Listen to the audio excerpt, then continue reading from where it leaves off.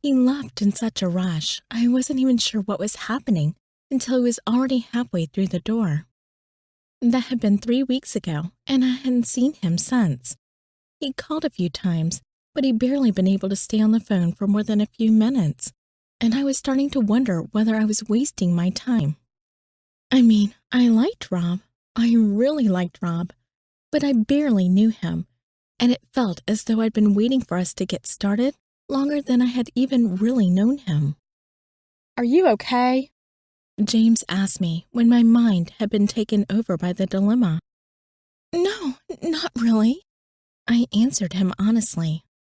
James had really made an effort to be with me since Rob had left. I kind of suspected that Rob had put him up to it, but I didn't want to ask outright. I didn't want to offend him. He was quickly turning into a friend, and I didn't want to lose that. Anything I can do? He sat down beside me at the library table.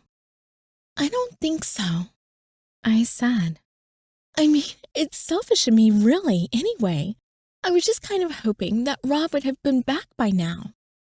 James didn't say anything for a moment, which struck me as odd because James was always the first one with something to say. I glanced over at him and noticed a strange look on his face. It was almost bordering on hurt, but that didn't make any sense. I guess you're missing him, huh? He asked when he noticed me looking at him. Well, yeah, I guess. I mean, I don't really know. I probably spent more time with you over the past few weeks than I've spent with him. So it kind of makes it stupid to miss him, right? I asked James because I needed someone to tell me to snap out of it. Or at the very least, tell me that it was fine to obsess over it so that I could stop feeling so guilty about my constant thoughts. I don't know, James said with a shrug. You two don't really know each other yet, but he seems pretty intense about you. I looked at him with a little frown. How did James know what Rob felt about me? He'd never seen us together.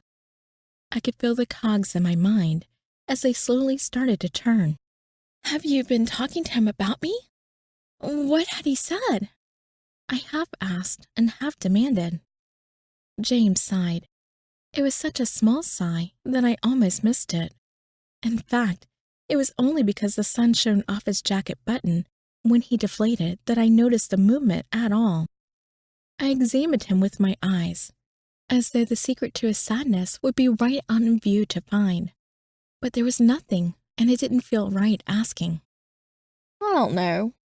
He asked if you're all right and stuff. He seems like he's really missing you, to be honest. He's just got a lot going on. He and his dad have a kind of rocky relationship. James explained, but went no further. My curiosity was driving me mad. This was all the stuff I was supposed to learn from Rob himself. We were meant to share nights when all we did was talk. He'd tell me about his life, and I'd tell him about mine. We'd get to know each other on a deeper level, and our feelings could grow from that bond. But that wasn't happening. I hadn't seen him in weeks, and I felt like I was stuck in some form of limbo. Why doesn't he get along with his father? I asked James because I couldn't help myself. I wanted to know more. I wanted to understand what Rob was going through, even if it wasn't him explaining it to me. It's kind of a long story, James said, and he shook his head as though he wasn't willing to go into it. I've got all night, I said with a grin.